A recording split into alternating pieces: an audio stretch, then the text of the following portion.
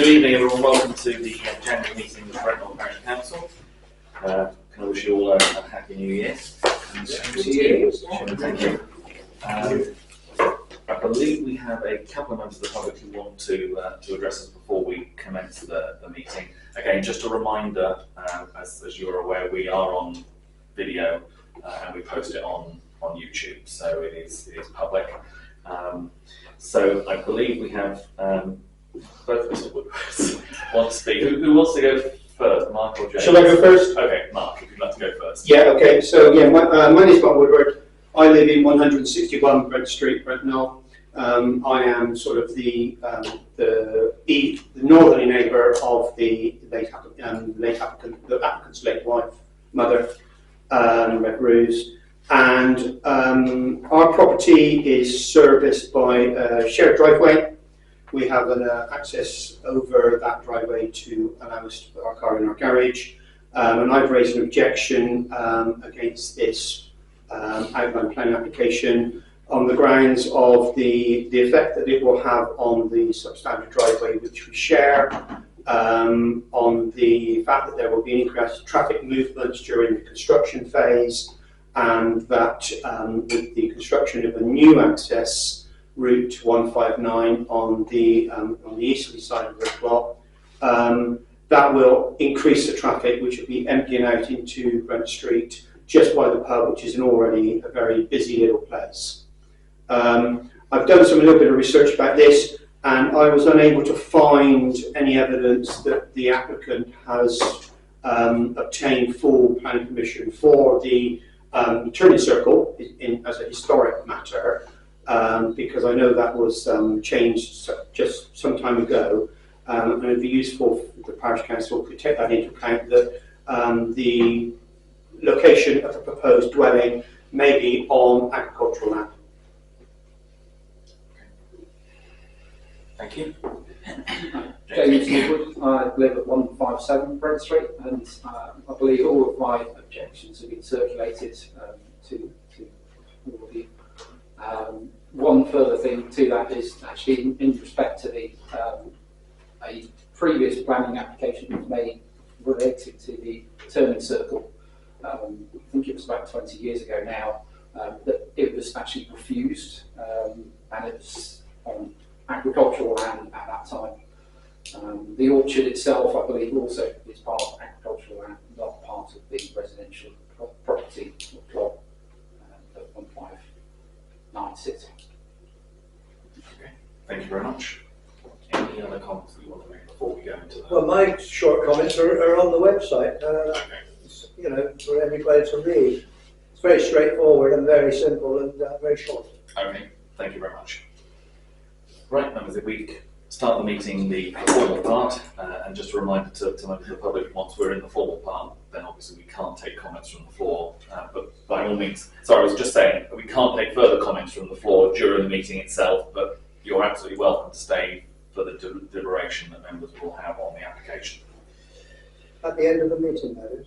No. Yes. So you can stay for as long as you want, but the actual application will be dealt with fairly near the beginning of the meeting. So you don't have to wait for all of it. But if you'd like to stay, you're very welcome to. Okay. So we move on to item 1, which is apologies for absence. And we've had 5, well actually 4.5, because we were expecting that Andy might arrive. Actually, he's obviously got held up somewhere on the line. But he gave his apologies in case he didn't make it.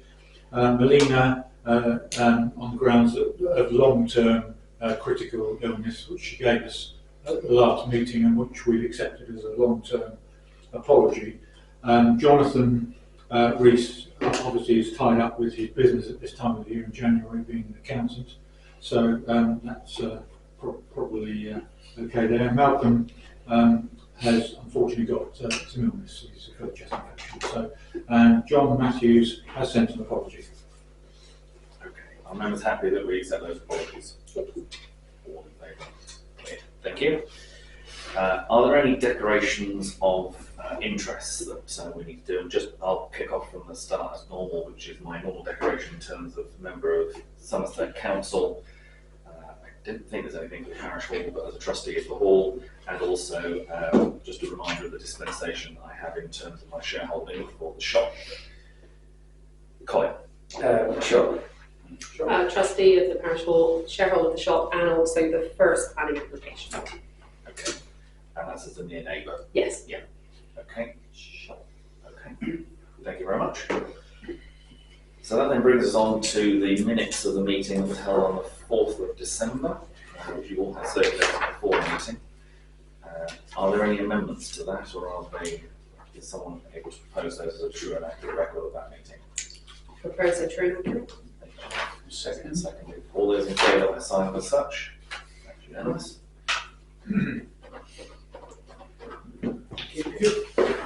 And then we move on to the planning matters for consideration. I'll come to the planning members in just a minute. Just to make clear that on the 159, we have had an email that has been circulated to all members that came in from the applicant as well. So that has been circulated before the meeting.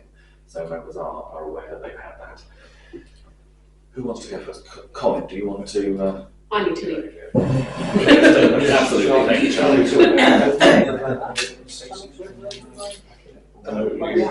Yes.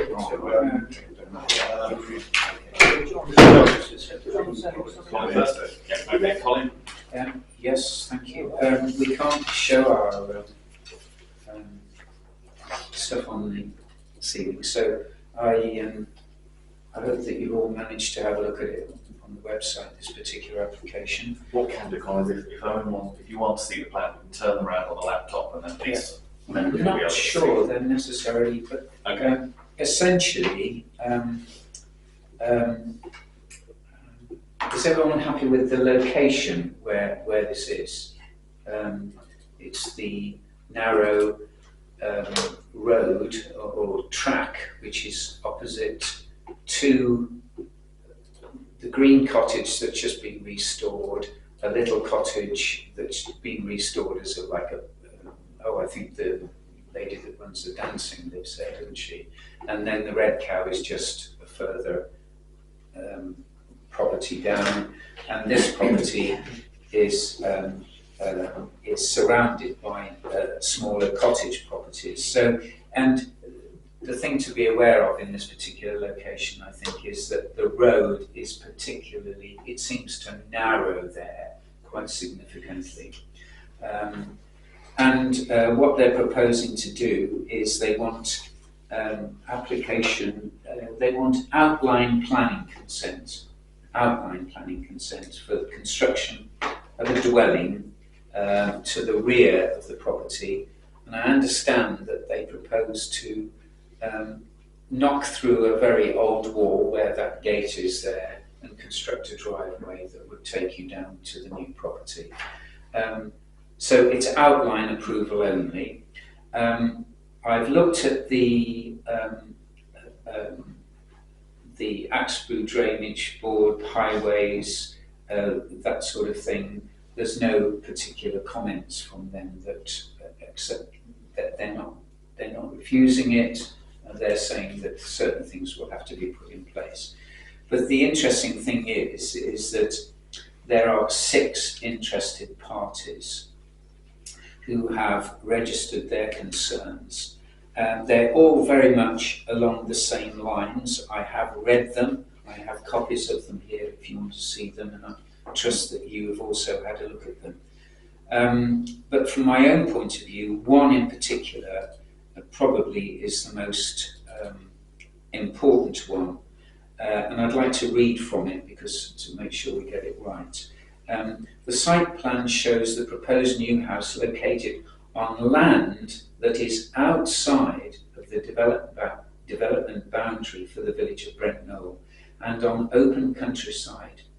This land was subject to a planning application in 1997, which was rejected at the time, and the committee resolved to take enforcement action to return the land to its open countryside designation. And there is a planning decision with reference that one can refer to. I would urge the local authority to issue an enforcement notice to remove this turning circle and return the land to its designation as open countryside. Notwithstanding that, I understand that there are problems with the Wessex water network that flows underneath this particular development, which will, as this person points out, will sterilises a significant portion of the application site. Any new building work in the vicinity of the sewer would require agreement with Wessex Water, and special foundation measures in such agreement must be forthcoming. I think the other thing is this particular development will have an impact on the privacy of the rear gardens to 157, 159, 161, 163 and 165 Brent Street. The access will be through a very old established wall, which is a particular, I think, architectural feature which we should be mindful that it will probably go, which is not a very good thing. And I think the other thing, and probably one of the most important things, is that the access and entrance is on a difficult part of the road. It will be more or less, not quite opposite the Red Cow, which has significant traffic to and fro, but there'll also be significant extra traffic in this particular area, because no houses have just one car these days, they have several cars, and so the traffic generation will be greater, there's no doubt about that.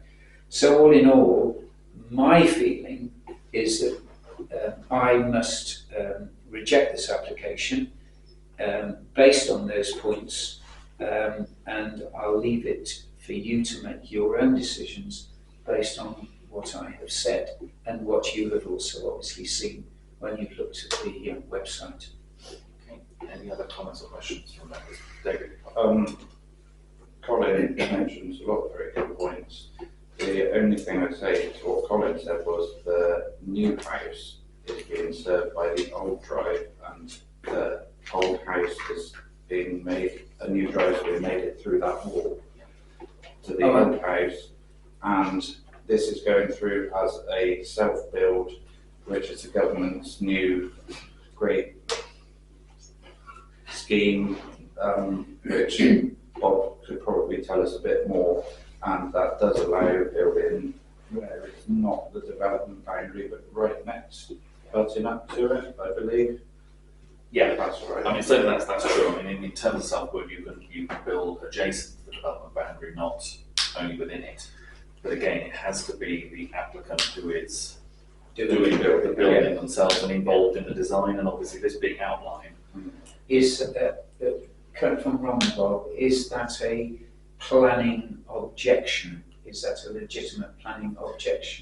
It would certainly be legitimate to question the fact that is it self-build, bearing in mind the application, but I mean, that would be up to the officers to decide, and they may well say yes, as long as, in effect, I think what would end up happening is, whereas you normally get an outline and then a reserve matters, if they sold this plot to someone, they'd probably have to come in with a full application, so they go back over the whole thing again, because it would be a different applicant, and therefore it would have to go to qualify the self-build. But it is a legitimate thing to highlight. One final point I'd make then, I didn't realise that, I'm sorry, because looking at this, I thought the new entrance to this was going to be through that wall, but it's clearly not. It's going to be down the existing entry, in which case that's even worse, because the front door for as you go down, the front door for the property on the right hand side literally comes down into the road, and if you've got additional cars coming up there, you know, either they're turning in, you've got to be careful coming out the front door, or coming out the front door with cars coming up. That would be a further objection for me as well, I'm afraid.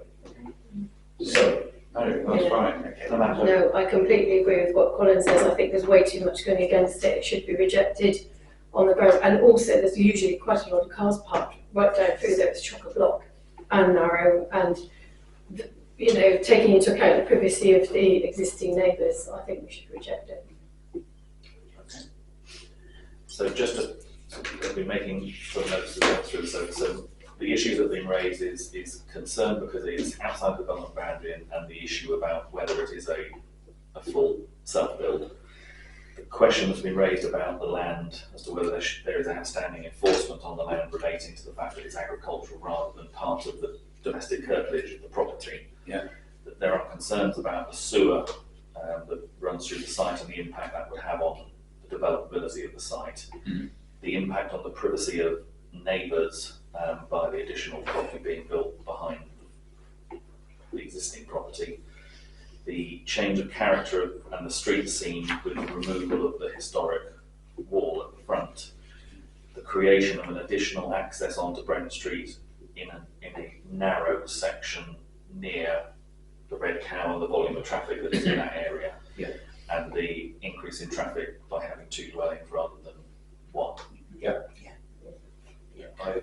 I would just say the Environment Agency on Hamley and they've objected to it, but the letter that the property owner has sent us said that that's an oversight and they will be looking to rectify this from their architect. Okay.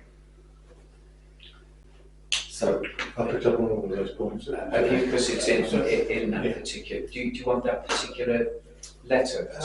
Well, yes, I can. I'll take it by all means. Let's make sure we get it. Yeah, that was mine. Yeah. Yeah. And embodies all the points. So just to confirm that's a proposal from you, Colin, Um, that we object to the application based on those reasons. My proposal I cannot support this, but I would propose that it is rejected. But obviously, it's up to the members to make their own decision. Absolutely. That would be my proposal, based on those. Is that seconded? All those in favour then that is that we support the rejection of the application, please show. That's unanimous. Okay. Okay. Yeah, Charlie. Charlie Brown. Hopefully defroster. Yes. If you took a tea out there.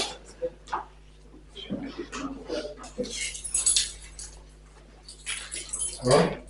I think this juncture will lead you to your Thank you very much. business. Okay. So you let us speak. No worries. Thank you. Fantastic, thank you. Thank you. Good evening. So that moves us on to the second application, which is 721, which is variation of condition 2 of a previous application, 72015. David, do you want to give us a background on That's this? fine. Has everyone seen the application and the Yes. plans?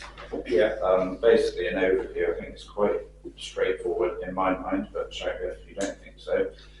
Planning permission was granted in September 2020 for the change of use and conversion of barns to provide dwellings with gardens and parking, etc., and a new access. The new access has been built and they started work, and in December 2022 we had a planning application to say that basically for us to confirm that they started within the 3 years that they were supposed to, which they had. So now it looks like they're coming to take the project up again, and what we are being asked is the previous plans are still the same, but barn B, which I don't know if anyone's got a plan, but they're going to change what they propose to change a flat roof on the south elevation to a pitched roof, which would be more consistent with a traditional barn aesthetic, prompting this application basically. And in addition to that, they decided that they would quite like an oak frame porch to enhance the overall appearance of the front elevation, whilst reducing some light spill from exterior lighting. And they also want to make one of the roofs slightly longer to reduce some more light spill to the neighbouring barn conversion and put some bifold doors in. And basically, what do people think? Because I don't see, it's very minor in the scheme of what is already being agreed. Just to add to David's point, the other additions I saw was where you said they put the bifocal doors in, they've made some of the other windows smaller, removed Sorry, windows, and they're putting in what looks like a log burner, although it doesn't actually say that in the application. So, but, yeah, I agree, it's minor. So.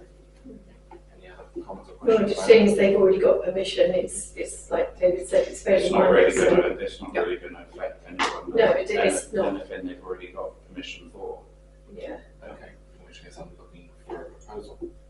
I'll propose, but there's no observations. Okay, I'll second the proposal. all right. So those in favour that we make no observations, please show. That's deemed carried. Okay. Thank you. Move us on to item 5 on the agenda, which is the clerk's report, correspondence matters and surgery report. There's not a lot to say. We had a surgery yesterday morning. We didn't really have any visitors actually, apart from Tim, the village agent, and we had Peter Osborne popped in briefly.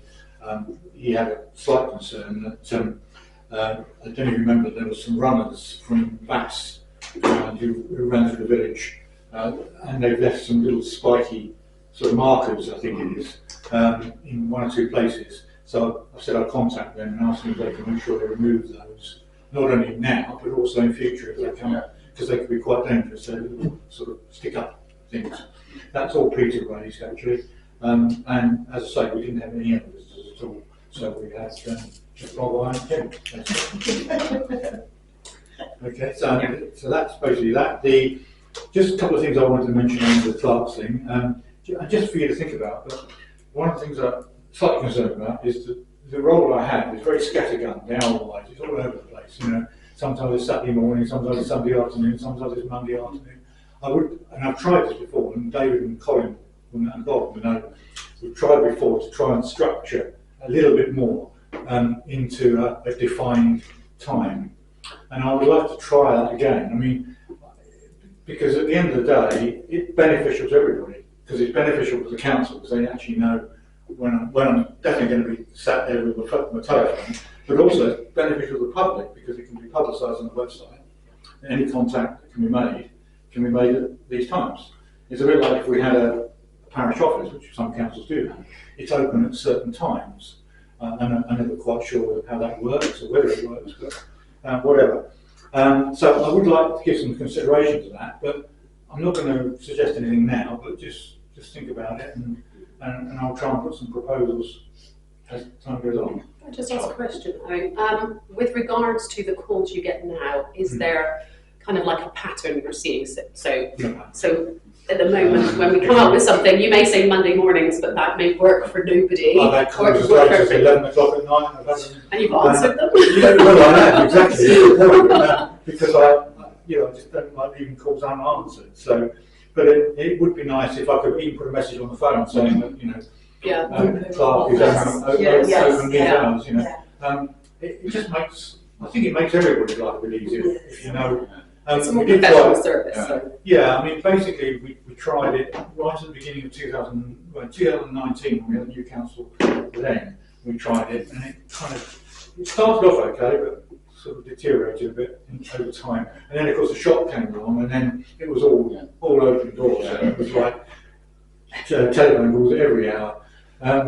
But if we could, that'd be great. But as I say, I'm very open about what those hours should be. I mean, my initial feeling is perhaps, 3 mornings a week, 4 hours, 8 to 12, and perhaps, a couple of hours on a Friday afternoon or something to pick up emails and stuff like that. But that's just an idea. And to be honest with you, if anything comes outside that time, and it's urgent, and I'll deal with it. But in terms of routine matters, it would be nice to focus it a bit if we could. Well, you say what suits you best. Well, as I say, and if we did end up moving to the village, of course, it's even more important, because I can just see a situation. Nothing on your I'm walking door. down the village, and I'm going to be sort of. So, what did I say? What you said. Whereas if we have specific hours, and that I can actually. I can sort of deflect with it. You can have a sign on the door saying, please go to Dolphin Cottage. I can work something hanging around my neck. His garage will be the new parish office. The only other thing I wanted to just raise was we store a lot of stuff up in the upstairs cupboard, and we've got mountains of stuff up there, and it is my plan to try and shred literally 2/3 of it, because it's stuff that we don't need to keep. It's old finance papers, planning documents, which, you know. You can, if you box it all, there's a company that will take Britannia it away Lane. and shred it. Britannia Lane, Yeah, actually. yeah, which I use. And I'm very And I think that's a good way of doing it. And what I thought, I was going to ask the parish hall whether we could put a filing drawer in the cupboard next door here, in the little room next door, just for the important documents, things like some of the legal stuff that we need to hang on to. I've got a load of stuff for Sanders Garden World, with neighbour, the wind farm. I think we'll hang on to some of that stuff because it might be useful in the future. But I think those sort of things we'll keep. But in terms of old planning applications and old finance papers, we just don't need to keep them. You know, they're all on All the the old planning's online anyway. Exactly. So I've requested to Sandra Few, the secretary of the parish hall, if she could put it on the agenda for the next parish hall meeting to consider it. And then David perhaps can help me to get the filing cabinet down from there. But that's all I've got to say on it, actually. Nothing else. Thank you. I don't think we've had any working groups at all over the last month. So, anything on footpaths? Colin? The handrail on the lower Knoll path is now destroyed, knocked over. It's rotted away and needs replacing. Someone's removed half of the kissing gate, the lower kissing gate, i.e. the metal swinging thing, and thrown it on the grass. I don't know. Certainly it was when I walked up there. So is that by the church wall or the one that's the next one up as you go? The next one up. It was on the floor when I went up there. The horse gate down Crooked Lane is open Still. and being left open, and I've got a feeling they may not be able to close it because I had a look at it today. The like staple for some reason doesn't match up with the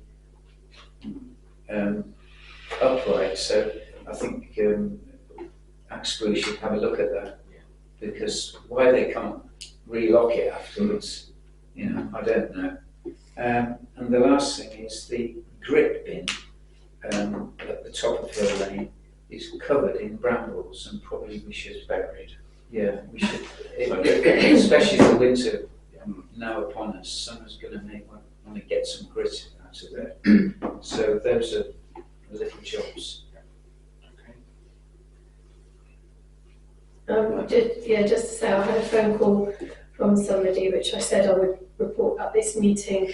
A lady who lives in Burton Row rang me very late one night and said that she'd had a problem on her footpath, which is at the top of her land, and she just asked for my advice, and I said there wasn't really much we could do. She said that there were some people, walkers, were having an altercation with her husband or some her family members, and it got violent, and I suggested that she called the police. And that was all, but she said they were having a lot of problems on the footpath with people letting their stock out and stuff. So she's questioned replacing the stars with gates, and I told her she'd need to email or come to a meeting or speak to Owen. So I just said I'd reported at the meetings, that's all I'm doing. It's just one where the path goes up very steep. You know, you go No, by. it goes where you go through. Yeah, David has identified it. You know, No, I know what No, you mean. you go around the back, like around the back of Ralphswood. So not Collins Ralphswood's that way, the other side. No. Yes, if you went up there and then carried on the flat. You need to go through where the horses are. There's Rebecca Steer's horses. Yes, yeah. The next 2 fields on, they're electric fenced usually. The path is electric fenced. Oh, right, yeah. It's those 2 grounds there. Oh, right. And the lady lives in Burton Row. Oh, right. And she phoned me, said quite late one night, and said that there was a lot of trouble. That's the first one to go across. Keep going this way. It's here. Oh, right. There was also a piece put in the Brent Knoll News, Yes, I recognise that which I think is. piece. I think so. Yes, I just said to her that I would report it at the meeting. meeting. Is So that us or his friends? It's it's not, it's on ours, yeah. Yeah, she said there were problems with it. I believe the stiles, somebody was taking bits off the stiles, or whether she blocked up some bits because there were animals getting out or whatever, I'm not sure, I don't know. But somebody had taken down what she put there and let her sheep out. And I said, look, just you can apply for, to have gates, and you can get the gates and then you can fit them or whatever. And I told her to email her, and so that was, yeah. Okay. Can I just raise the church issue, the rear of the church, because that's been coming up recently. Flood. The water has been going through the back of the church and obviously into the footpath that the church installed, apparently. Has anybody got, because I'm getting emails about it. Sorry, I was going to say the other day, Mike Smith had got David and I to go up there the other day to talk to him about it, because obviously some of the residents, there's some heated discussions going on. So Mike wanted David in particular to give his benefit of his experience. David asked me to go for just an extra pair of eyes to look at it. So we ended up having an extensive meeting with Mike and we looked through it. But I said David has got the experience of drainage and how water falls. So I said that he was the one that ought to go for it. I have a question for you. So, obviously being new to all the waterworks, as it were, I read the email that said the water is in effect coming down off the knoll through the churchyard. And I remember at one of the meetings we were discussing about whose responsibility it is, because obviously it's water from the knoll, not from the residents. Who should be looking after this? Is it for us to say? David has got the answer. Yeah. Right, okay, so that was my question for David. Basically, because me and Amanda are getting a lot of grief about it, which she hasn't said, but basically it's all private property. Me and Bob have sort of stepped in a bit because the footpath that we take care of got washed away as well, so we were looking at doing something. But the legal position is that you are responsible to accept water from higher ground. Whatever you think, whatever historically has gone on, you are responsible. So it's obviously coming down the knoll. So we're looking at measures with an organisation called FWAG, which is a Farming Wildlife Action Group, and they have got a lot of government money to slow the flow of water in places and put in measures. Me and Bob have met with a chap, and he is now in discussions with one of the landowners about doing something, but we're facilitating this conversation, whereas we're not actually responsible. It's not ours to be doing, but the impression that I'm now, well, the pressure that we're getting is it's the parish council's problem from the village. And me asking the question, it's like... And we're getting a bit of a stick about it. Can I just ask, is it National Trust land? No, the National Trust is only a little bit on the top. Oh, right. This is just behind the church. Yes, just. Yeah. So how do we measure that water, whether it started at the very top? So as David said, we've met with this representative from FWAG. Well, he is looking into getting funding through the Somerset Rivers Authority and is talking to one of the landowners about how they can create features on his land which will slow the water as it comes down, which will then have the knock-on effect of benefiting the footpath and helping the churchyard. But obviously that discussion is currently ongoing, and and also this chap, basically in layman's terms to us, said the water's going downhill. Yeah. It's going. We can get this funding, or he can get this funding for the landowner to slow it, but the water is going down where it wants to go. Is there, just being mindful of the fact that we are getting a lot of heat, especially you two, is it worth us putting something in the Brent News going, it's time of year for flooding, and actually some way disseminating the information that, yes, you might want to look to someone to blame, but this is how flooding works. Almost like a knowledge article. So some people obviously won't listen to the parish council meetings, but everybody in the village gets a copy of the Brent Knoll News, and if they're flicking through it, they may see something, oh, flooding, what does that mean? What measures are we taking place? Well, without any responsibility, we are trying to do is to show that we're proactive. And also, we are taking some action ourselves in the sense that we have put money in the budget this year so that we can look at how we reinstate the footpath and make sure that It doesn't wash it away. doesn't happen again. So that's, and one of the reasons why we got involved with this flag group was, in effect, we could have gone in and done a load of stuff, but then that would have actually facilitated the speed of water coming down potentially and made the situation worse further down. I'm not sure, Charlie may not be, have you been up there? Not for a long time. Okay, well, there is, if you like, a natural water course down the side of our path, which, when it gets to the second kissing gate, has nowhere else to go except straight down, and that's the problem. That's what causes the problem for both there's people in the stables Just and the church. one question. That water course, is that on land we're responsible for? Okay, No, so none of it. We have none of Yes. that. We just help maintain the footpaths, Yeah. not the land itself. Yeah. Amanda. I was just going to say that historically, like when I was a child, where the footpath that we look after that goes up and behind the church, if you look up to the right of that, that was always a running stream.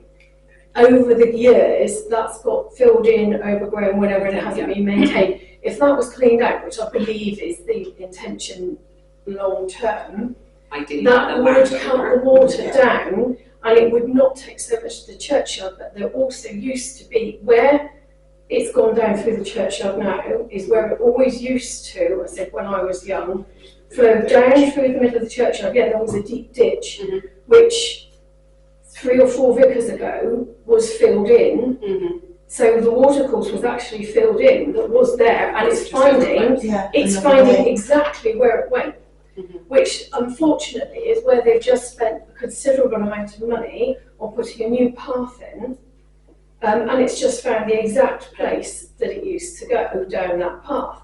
So you've got a combination of things being filled in, things not being cleaned out, and the water just going, we go down.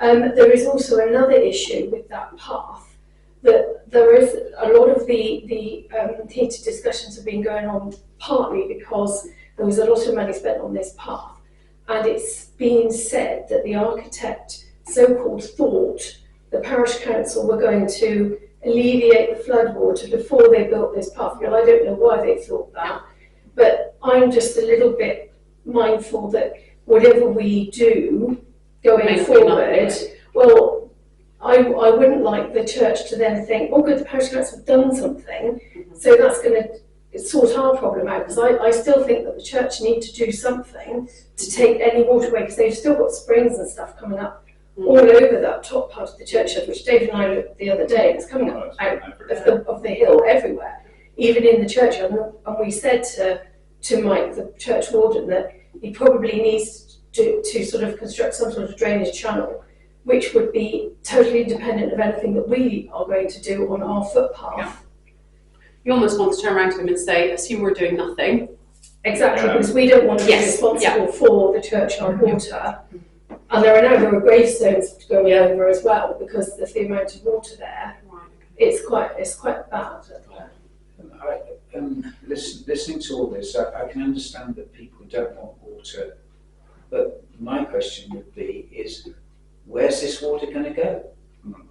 You know, where it can only go one way, down the road, down to the school at the end of the day. So, and if you clear out water channels, the water's going to move faster. So it is a real problem. So in effect, the guy from FWAG was saying to us what they want to do is they cannot reduce the amount of water. All they can do is slow it down. And basically they said to us, if you end up with a monsoon, whatever you put in is going to get overwhelmed anyway.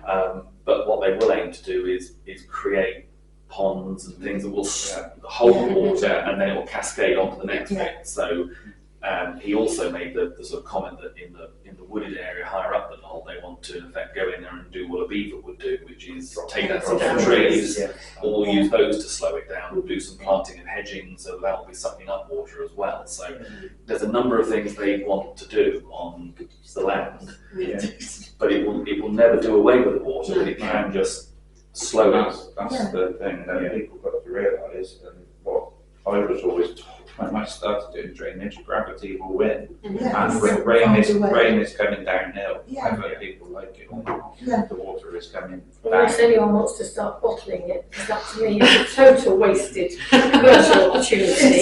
Your new I think in the meantime, I think we can get back to Flag and give them another push to find out how far they've moved on with the land. Yeah, and I remember in a meeting on the weekend with Kenny up there, to have another look at what our side of the deal would be as such. So I think even if we don't put any article in the Brent News, when we go through on the Brent News, when you summarise the agenda, I think we do need to say that we are looking into this, but we need to put it in such a way that says, but we're not responsible. Yeah. So Yeah, definitely. Yes. Try and word it appropriately. it's not us. Just on, I've got a list here of, I mean, believe it or not, 15 items that are ongoing. Now, some of these have been dealt with, and I just want to just check, make sure one or two of them. 27 Brent Street was one item that I've marked as completed. No, they haven't. We've been informed, but they've done nothing about it. No, but they're living in there now. What has Right, been okay. mentioned. So just need to keep an eye on that one with GTM. Well, no, because Green States aren't obviously to do with it now It's sold. because it's sold and they're But they did give, Greenslade did speak to the they respective owners. they and did, the but- owners said they It's did. worth dropping I think new the new owners got So it. drop them down Yeah. then. Okay, I'm just picking up a few things. I'm trying to get some completed things this year. Yes. Yeah, no, it's worse than ever. It's nearly right over. The Knoll footpath handrail has been done now. Speaking has done that, and that's on the payment list. So yes, but as Colin says, there's There's no another one.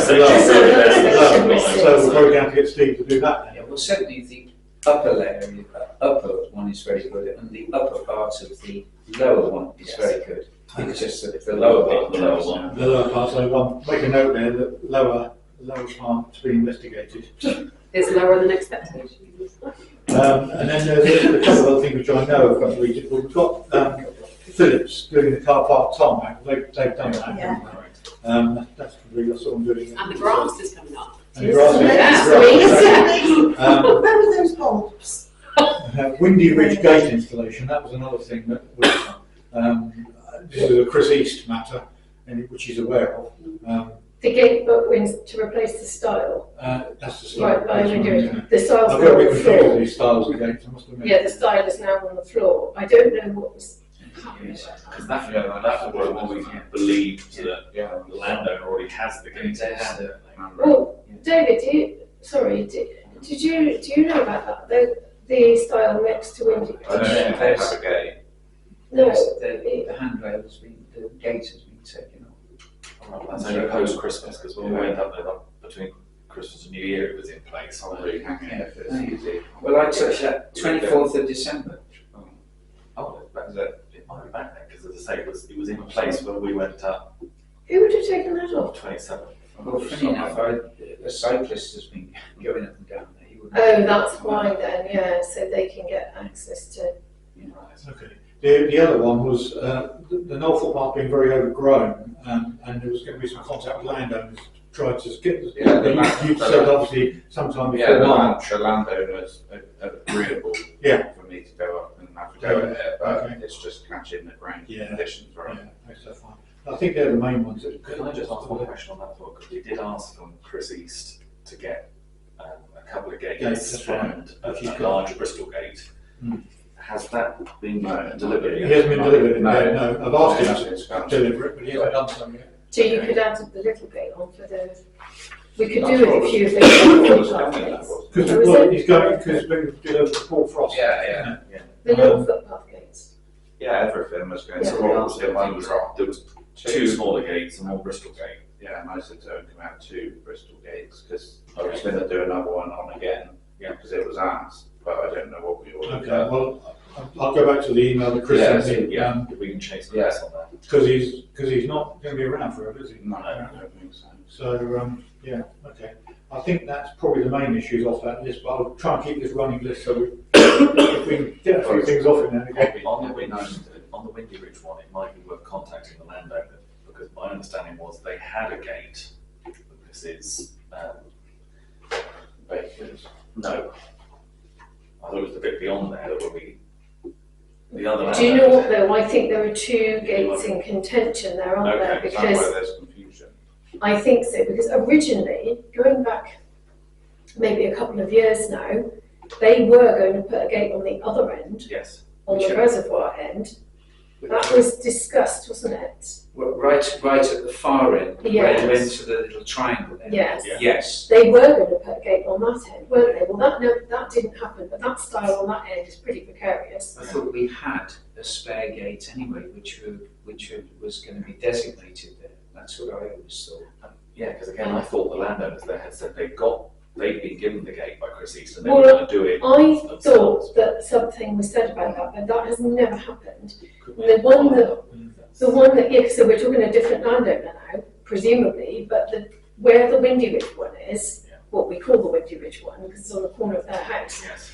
that goes from their land into the next landowner's land. So who would,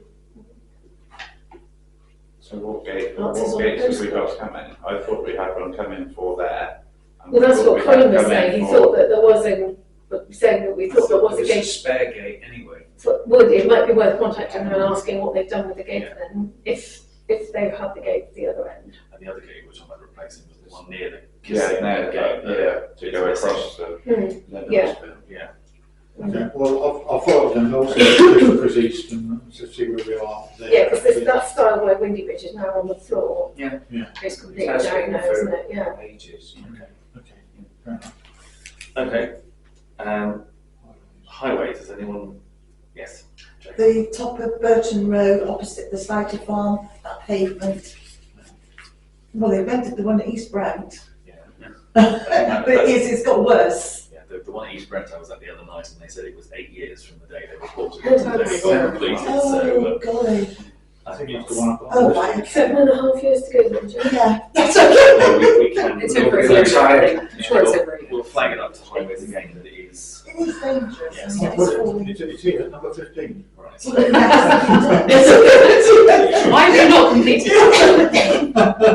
15,000. Yes. It's not in order of priority, it's in order of where I thought of them, you know. Okay. Okay.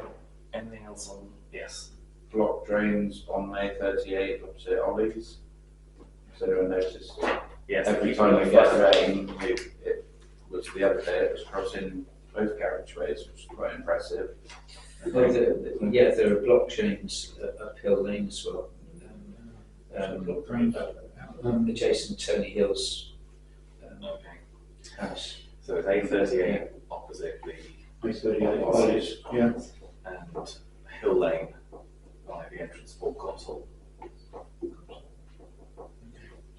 Right, okay, I'm making note of that and see if we can get, block drains, highways. Yeah. Okay. Anything else on highways? Should have been doing. Not. I think we've had a report come in on the village green. We have, Jonathan was very, very efficient and sent me a copy of his report.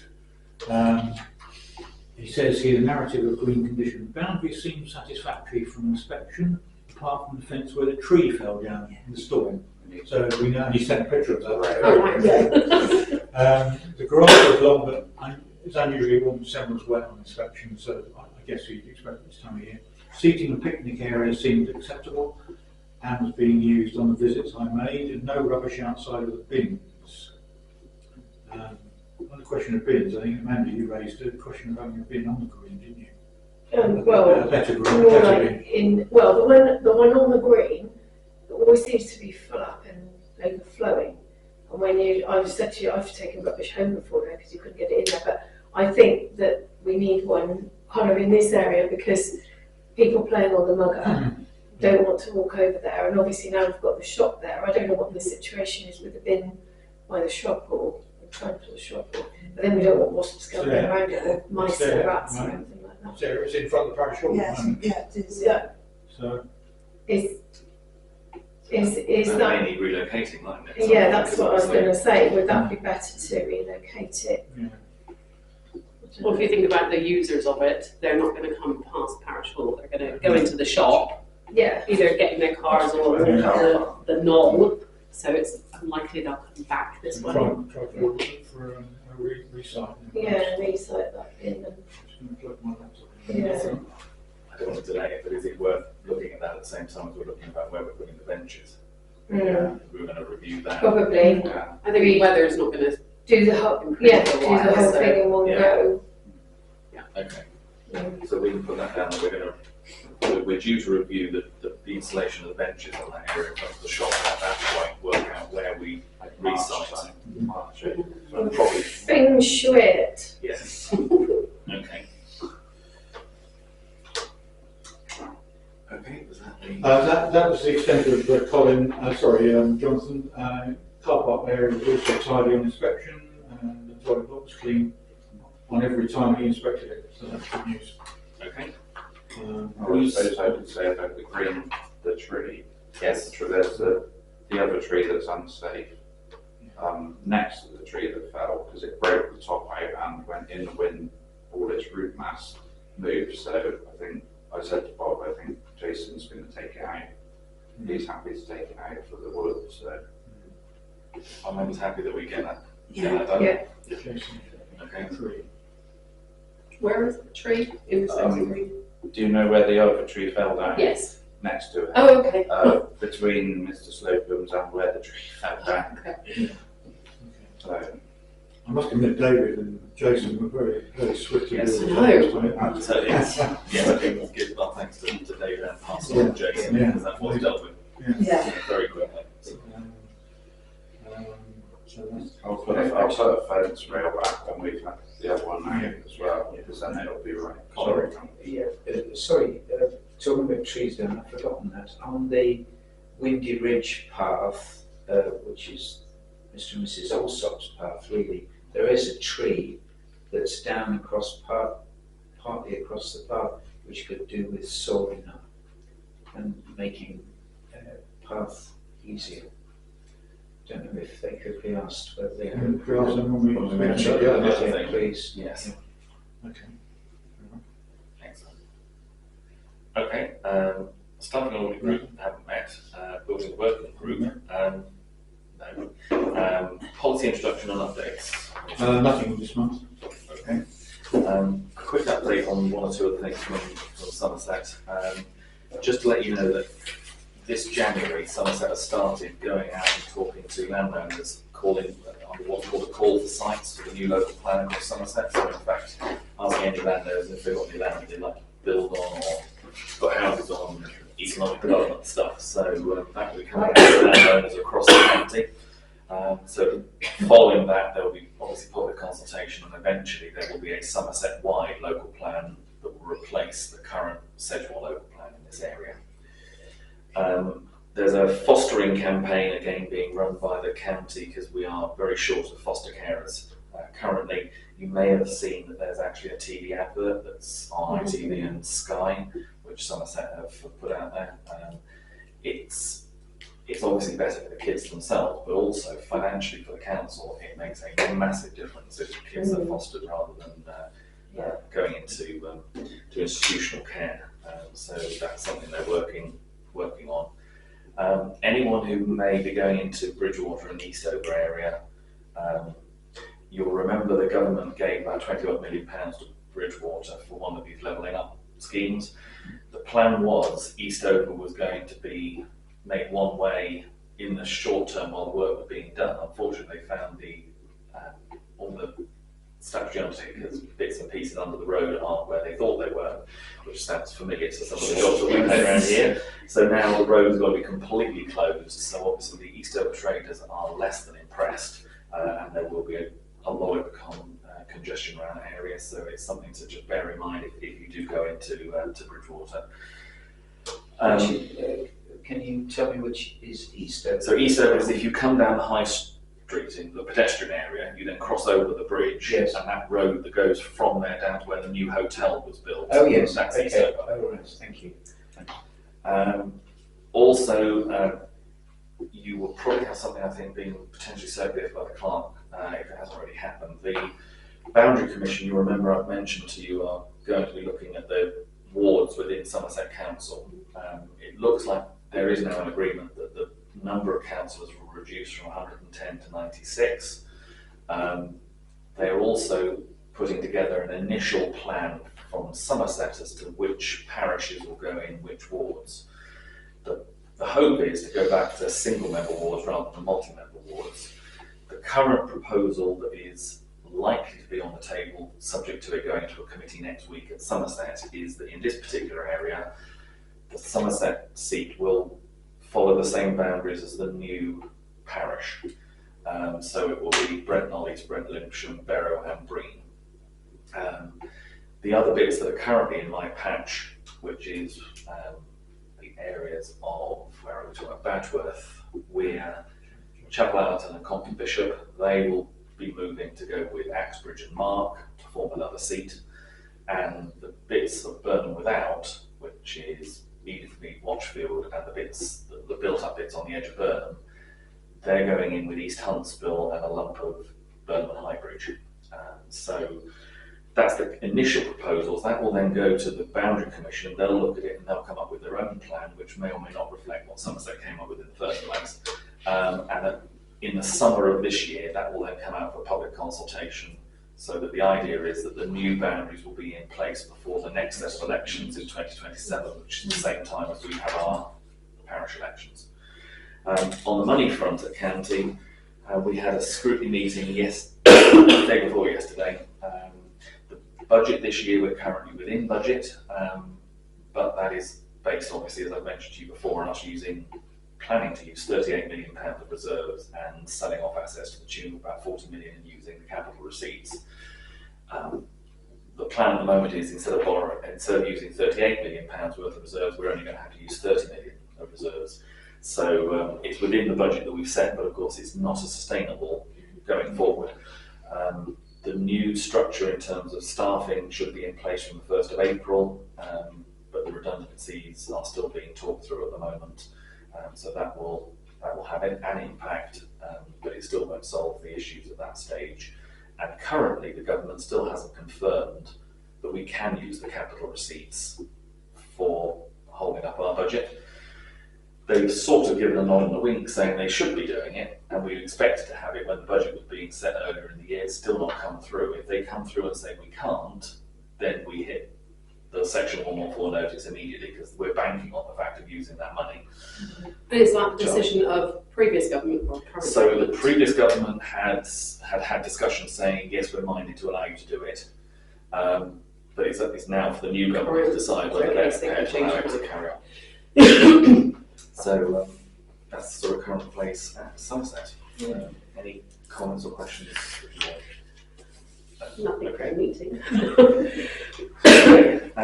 In which case, that brings us on to Owen and the financial report. No, there's obviously statutory payments. The first one, these were approved in March of last year, and there's no change there. That's all as planned and as approved.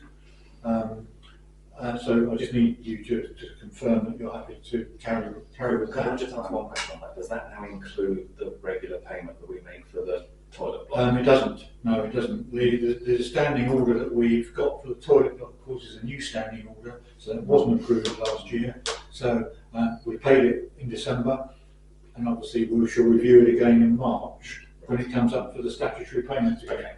So 299 off pat now, £299 a month for that. So yeah. Dave, you'll have to. Yeah, I was Think thinking of a proposed. Okay. Okay. All in favour that we do those payments? Okay. That's Now, variable payments, there's a few there. We've got the office expenses and allowances for the October to December period, 392. A little bit higher because mileage was a bit higher this time because the number of visits I had to make going with the shop and meetings and those sort of things. So a little bit higher than last year, not much, about £20 I think over the last year. But that hopefully will start to show a shortfall this year because won't be quite so many shop meetings probably. So that's 392 there. Steve Pin, footpath maintenance, handrail, 888, and the installed gates to the car park at Hill Lane. Obviously both of those include VAT, so that's obviously reclaimable. Holly and Steer, which is the final build legal costs, 3025, which is in line with what they set as their parameters when we started.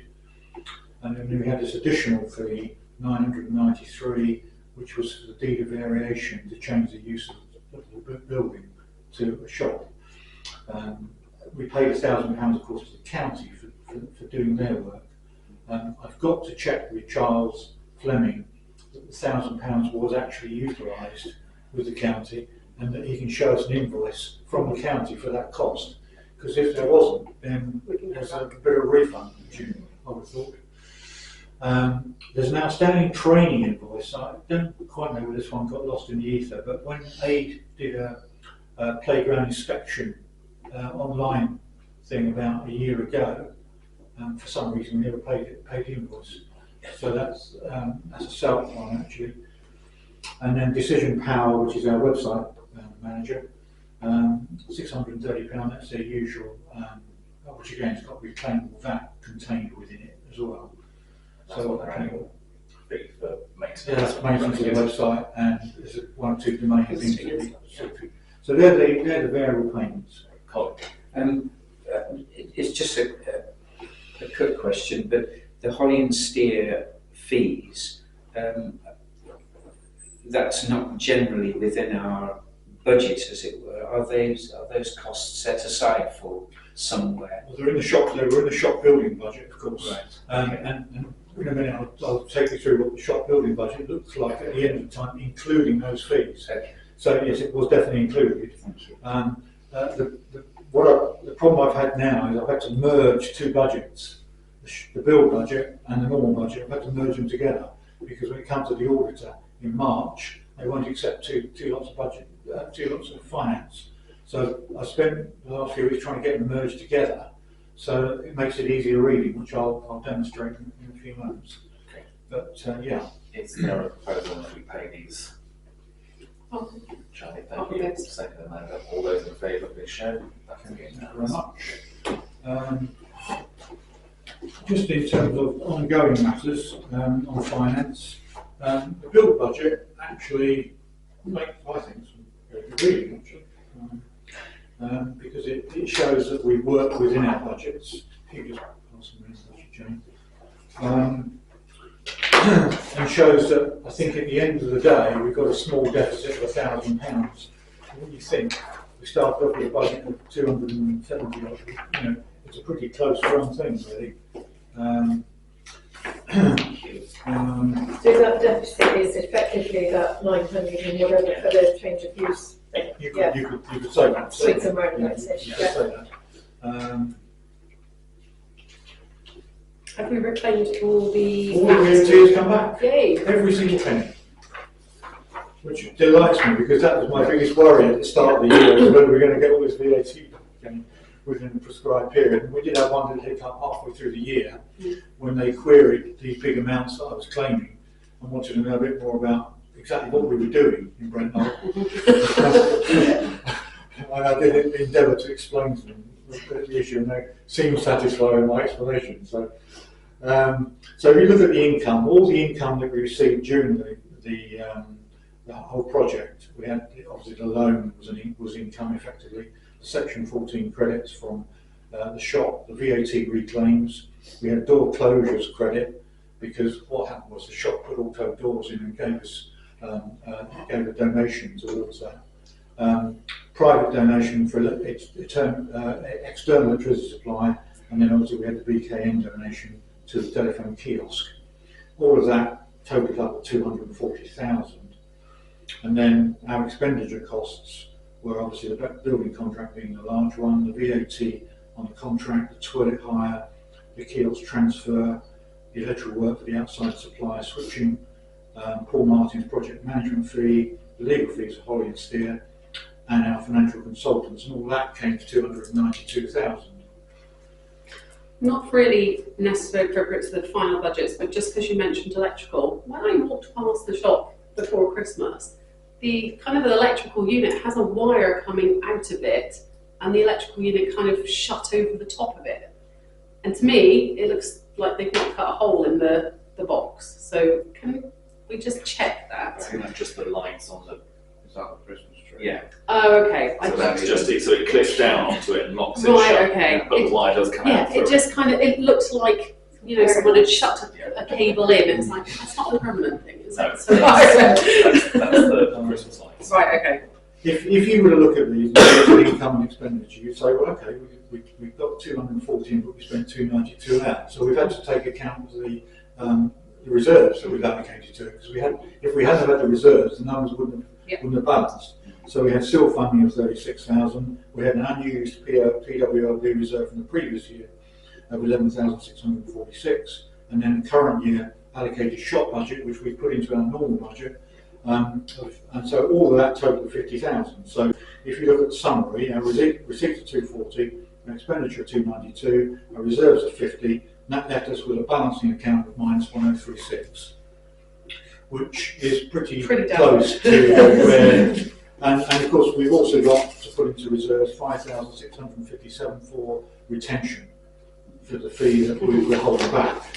Okay, so that goes into reserves, so it's not available finance to us, it's actually in reserves for special, when it comes due at the end of the year. So that's the building rate. Any questions on that? That's the final figure, basically. All done and dusted. And And I think worth it. Having used the shop a lot since it's been open.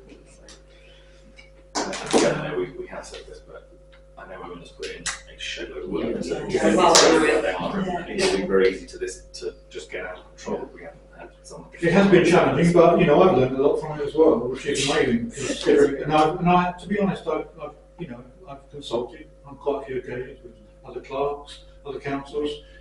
Got the clerks forum we had here before Christmas. All those things have all been useful as well to share our experiences. But the great thing from my point of view is when we did the shop opening in December, to see the actual result of it, and there it is. Was really made the whole thing feel worthwhile. Yeah, thank you. The other thing I just wanted to share with you, the budget. The one that when we discussed the precept and the budget back in November, we had two meetings. We had a budget discussion in November, and we agreed on a budget, and then in December we agreed on the precept. Now the budget that we agreed was 65,759. That was in November, and we set a precept of 68,000, and that still remains. That's exactly what it shows on these budget sheets. I will circulate it, which is just as well, because I wasn't quite sure whether the overhead, I didn't know it wasn't going to work, so the fact they printed it was rather fortuitous. It's just for your reference, really, so you can look. I mean, I'm not suggesting you read it chapter and verse now, but you can see from it the clear, as we've amalgamated the numbers now, the numbers look quite large now, because we've got the normal budget and the shop building budget as well together. It is very cold. Well, it is on, but it's not terribly warm. I think the temperature is set to 13. Oh, Oh no, so 19. It's 23. Let's have Caribbean. Take one like Yeah, it has got. It's 58 for a start. Yeah. So if you look at the income budget, I mean, say the point is going through the whole lot because we discussed it back in November when we set the budget, but you can see now that the figures are amalgamated, and the shop figures are now not separated out; they're actually now totally amalgamated with it. And what you see at the end of the piece, the second sheet there, we have a total budget of everything: 341, 323 up to December. And there's some other bits and pieces since then, and so therefore the end forecast was 344 to the end of March. So until we get to that period at the end of March, it's going to be kind of, the forecast is a little bit sort of finger in the air job at the moment, but I'm aware of what costs we've got outstanding. So the forecast should be reasonably accurate. But just for your records, really, on that one. Colin.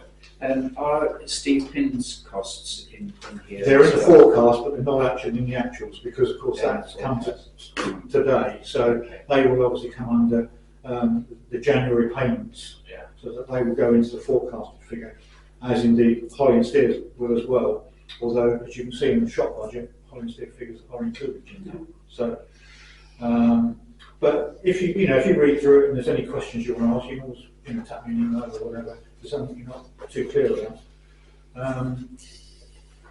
And then really probably the most important thing in some ways is the post-building, where we are actually with our finances, cash in other words, rather than budgets. And again, if you could just pass that around, this is really for your records more than anything else, so you've got something to grasp. What you'll see on here. What you'll see on here is our current banking reserves as of January the 1st, 2025. You'll see we have current reserves 41,933 and our savings reserve of 30,177. And that of course takes account the fact we've made all of our payments for the shop and so on and so forth. I'm anticipating our forecast expenditure from January to March of 14,000, which splits it up in terms of fixed reserves and what we call our operational reserves. And the fixed reserves are listed down the left-hand side: Tony Hill, Election Fund, Knoll Trust, SIL funding. This is the new SIL funding. Play Equipment Reserve Fund for up to the end of this year. Build Project Retention Fund, Go Funding donations, and Class Security. And all of that totals 30,000.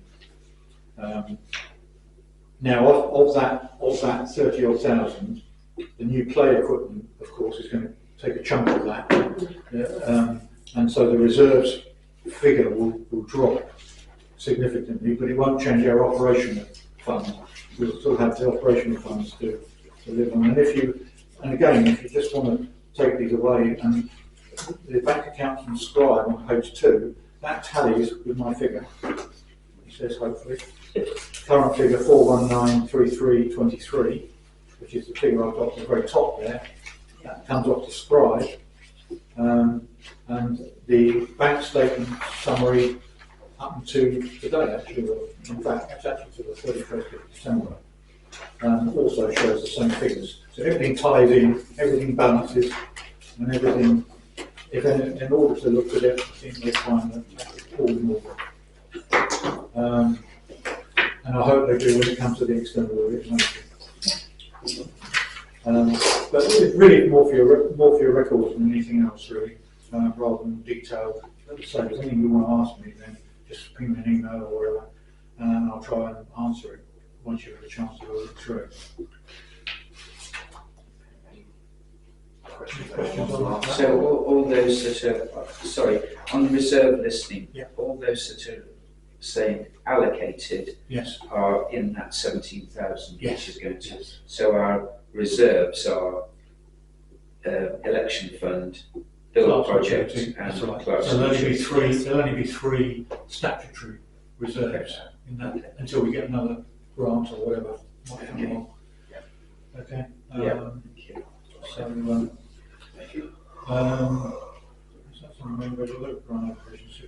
So the next thing is the local grants thing I sent out to you a couple of days ago with the list of 7 people who have requested grant support. Did you send that on the? I sent it on your iPad. The iPad. Yeah. I've seen that actually. I think it only came out yesterday. It only came out yesterday, but let's go through them briefly. There were 7, as I say, which is more than we've had in the past.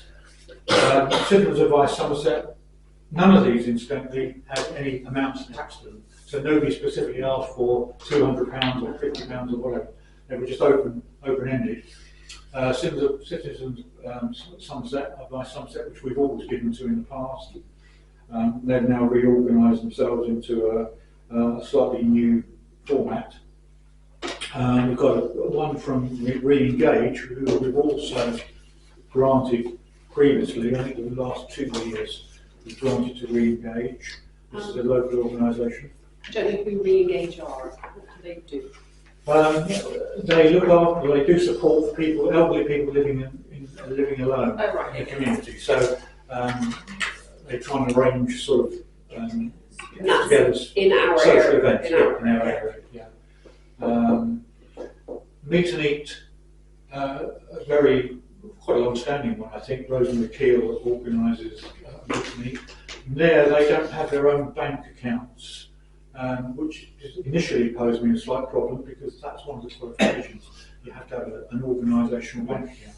But if you're minded, we've come across another way of doing it, which is to pay something to the parish hall for their room hire, which is effectively the same thing. So we're, if we make a contribution to them, we pay it to the parish hall, so they wouldn't have to pay it in the future for. And this is assuming the parish hall would be happy to do it that way, and I don't know. Without speaking to the parish, I mean, I can't. As long as they get paid by somebody for someone hiring, exactly, I don't think they're going to be too upset. And we've got Samaritans of Western Supermare, who I had contact with in the last few days with Joe, the director there. They, of course, have been involved in the signage for the. Is that now up? It's not up at the moment, but they are talking to Network Rail apparently. So, and apparently Network Rail are financing it, which is good. Again, Samaritans can be thanked for that because I think they negotiated something with Network Rail on our behalf there. So they've come to us for a grant. The community shop at Brent Knoll, they're asking for some support for their blinds for the shop. They want to put blinds into their Yeah, shop. so I'm to keep familiar with this. So where we were setting up some of the items of food, the sun isn't affecting it so much. It's going straight into the cakes and bakery, so it means that things would turn quicker. So I think They put the blinds in. They're there. have they? Yeah. I think, because again, it came up at the surgery that that's a temporary solution, and Oh, well, that they're only. That they're not very durable that they put there, but Oh, at least right, it'll okay. do They're it very in the good. meantime, Right, but they okay. need something a bit more. Right, okay. And then the final one, which was probably one, again, which I had a conversation with Andrew Manning. He's doing a 3,000-mile bike ride in the USA in support of Parkinson's, cure Parkinson's. I did explain to him that, again, we can't make donations to individuals, but the council might be minded to make a donation to the actual charity, Yes. of which apparently there are some people in the village who are suffering Parkinson's. So any support, obviously, he would welcome. So they're the seven organisations. Say 6. Yeah, there is only 6. Yeah. There's only 6, is it? Oh, right, okay. Why don't I think it's 6? Oh, does our what happened to the money that was in the Brent Knoll Reserve Fund? Where did we move that to? I think it got absorbed into our charity fund. So there's a charity fund. is there? Is that on top of? We've got Brent Knoll Charities, which was set up many years ago, and which you may remember we had great problems accessing because no one could get access to it. It's now all set up and it's all carrying on. I get statements regularly from them. There's about 1,700 quid in there, I think. Okay. We haven't used any of it for many years, not since I've been clerk anyway. So, okay, so we could, what I'm getting round to is we've got that funds that we could look at, and we've also got the money that is 1,450 other grants here that is available for us. Yeah. Okay. Of which, we spent 250 of it. Yeah. Already. Yeah. So 1,200 quid. Yeah. I mean, we normally give about 100 quid to citizens' advice, don't we? I think we give to meet and greet. Certainly Samaritans, from what you've said, is important. Engage, do we normally give to that as well? We have done for the last 2 years, actually. How much should we give them to? I think the first year, I think we was quite generous. I think it was 250 the first year. I think we dropped it back last year because we had an application last year from the Dorset and Somerset, which we haven't had this year. So, I was going to say, didn't we last year say this is the amount? We set an amount and split that between. We did. Yeah. It was about £500 or something, wasn't it? I think it was slightly more than that. Was it? Yeah, Yeah. So we split that between. Several. Yeah. Because don't you think we ought to decide this is the amount that we can afford to Well, we've got dish out? that's what I'm saying, we've got £1,700 in our charity. Yes, I know, but I was just thinking, do And we we've want got- to actually dish all of that out now? No, Yeah. I'm not Yeah. going there. No, I'm not. No, what I'm hopefully working around is to make some suggestions of proposals as where we could go. But I would like to support Andy Manning in particular because I think they're going to run a big fundraiser in the village, and he's already started his GoFundMe. And if we could give something to, as you rightly say, Owen, care for Parkinson's or Parkinson cure or whatever it's called, I think that would be a good gesture to support, because he's self-funding this trip himself, which is considerable part of accounts. So, in my suggestion, £100 to Citizens Advice, engage, what? I would like 100, meet and greet. What do they normally do? Well, they're asking. They're asking for £240. As if we donate, if we book some of their. That's been paying for basically a year's worth of. I mean, if you did the 100, if you did it the same as the others, £100 in effect would pay for 4 of their sessions during the year. Where if we did 120 in 6 months. How many go? Is it well attended? From what I understand, it's about it ranges from I think about a dozen to 16, that sort of number of people. It's generally more mature members of the community. But, Well, it's for Brent Knoll. I suggest 240. Yeah, I agree, because all the people that do the cooking and that's all their own time and their own. Yeah, it's for Yeah, Brent they Knoll. put a lot into it. Samaritans, they want. So we're 100, 240. Samaritans, I think given the fact that they've in effect saved us money because we Yes. agreed to pay for that signage. So, yeah, I was going to say, how much were we thinking of signage? It was a good couple there was several wasn't hundreds of pounds worth of Yeah, signs. yeah. It was running to thousands actually, Yeah. it? Oh, okay. because they use quite expensive signage. Yeah.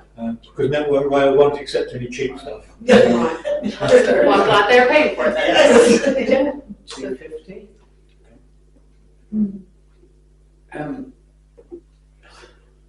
Contentious, but Have we not done enough for the community. for the time being?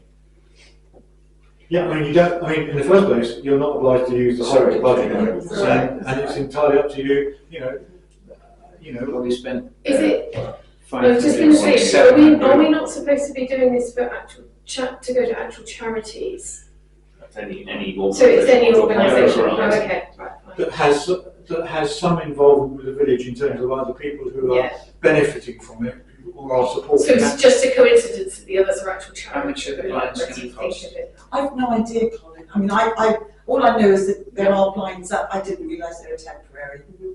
But they they do- are expensive, aren't they? It depends. How big a window is it? They are big Front. ones. The big ones, Yeah. yes, the big ones. Yeah. So can I propose with regards to the community shop, we just divert this until next year? So these blinds they have at the moment are temporary, so we don't know what temporary means. No. And this is our 24-25 budget, so I'm assuming next year, which is in a few months' time, we may have Yeah. additional funding That's at a that good point. idea. Did they get So- some National Trust grant? Still waiting. Apparently. Yeah, we haven't, because we haven't heard I back don't from know the trust either. either. So where's that Nuffield Trust? Is that from last year then? That's That's previous. 1750. Yes. Oh, so you haven't heard, oh no, because it's early. They probably haven't met yet. Yeah. Yeah, okay. So we've parked community shop for the Yeah. time being. So we've spent 690. 690. 690, so we're okay within our budget. Yeah. Could I ask that we give something from our charity account then? So it comes from our charity account. 250, please. And we're able to access it, okay now? Yeah, technically, I guess the charity trustees would have to meet to ratify.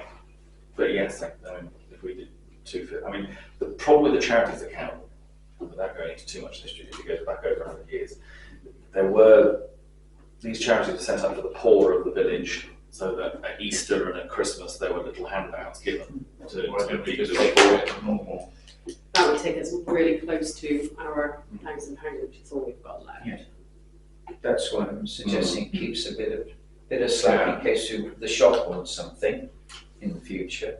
But The then only we're thing I would say is if you taking 250, you probably one of the others are probably more suited to the Brent Knoll Charities criteria than the others are. But to be honest, even if we did it out of our main budget, we're still only around about 1,000. We've got 1,200 left in the budget, so we still But we got a had couple of hundred. 1,000 left in the budget. But we'll get the pre-section on that.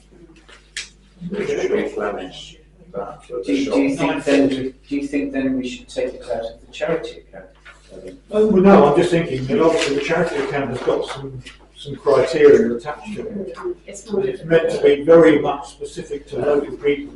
Well, then I would suggest So we can I just clarify one thing though? We have got £1,200 left in the budget. We were forecasting that we were going to spend £1,000. So okay. the forecast was we weren't going to spend the whole budget. Yeah. But we have got money left in there. So Well, if we did want to do specifically, then Meet and Eat is very specific to Brent Knoll, but it's Yes. not a charity, so that might be more difficult for the charities because we're basically paying the actual.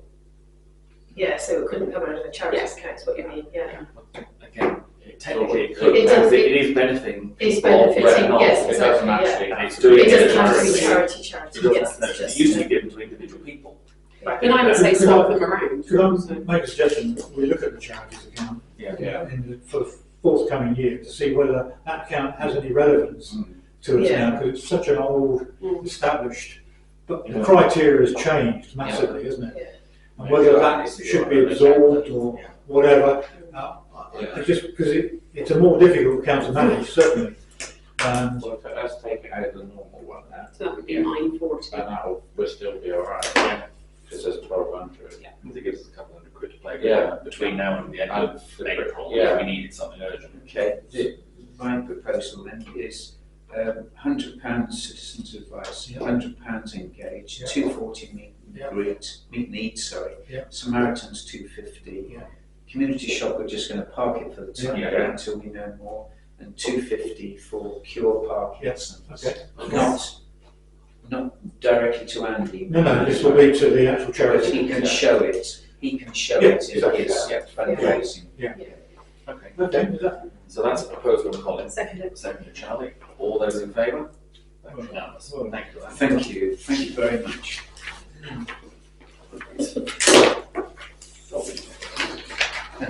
What's the matter?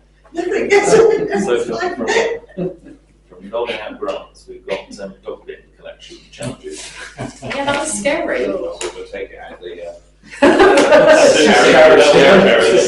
It's not that sort of donation.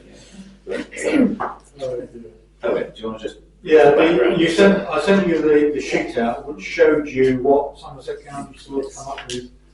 I mean, we're getting used to it now, so we have toilet blocks to go cleaning contract, of course. So at the moment we're paying £1,487. This is for 2 visits weekly to 5 locations. So 2 visits, 5 locations cost us currently £1,487 per year, plus obviously that, which is reclaimable. What they're proposing for 2025-26 is an increase to £6.50 a visit. So 2 visits, 5 locations, £6.50 a visit, which would cost us £3,380, which would be a difference of £1,892, which is short £2,000 basically. If we just did exactly as we've got now, But that includes VAT, though, doesn't it? Oh, yeah, that's right. So- That's over a 200% increase. But they don't want the job, do they? No, but other parish councils have all their dog bins on public land and they don't pay anything to have them emptied. East Brent have got all theirs on public land, so has Barrow. Barrow's got like something like 7 or 8 dog bins and they don't pay anything to get them emptied.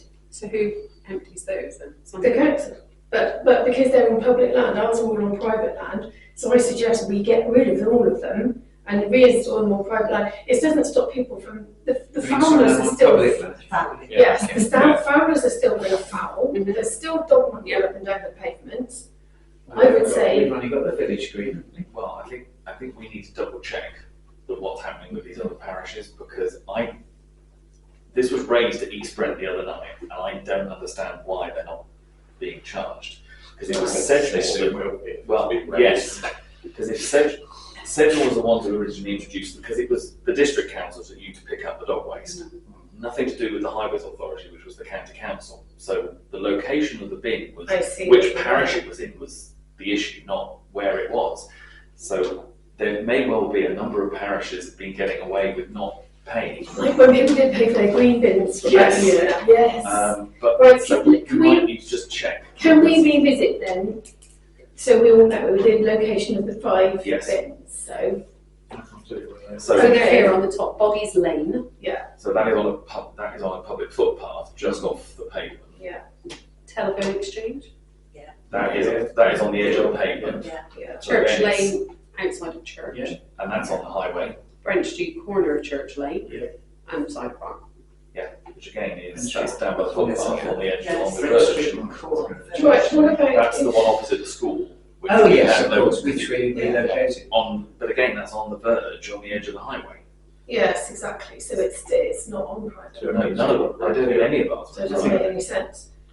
They're essential with the Yes. number of people. So you turn around and said, this is the only way to get rid of it. Who is giving us this price? Is Somerset County Council? Yes. Is there no, can you Yeah, speak to the private, clerks, is there no other way we can go? I have investigated 1 or 2 alternatives. Lipsham use a different facility. They don't want to take them on. They don't want any more.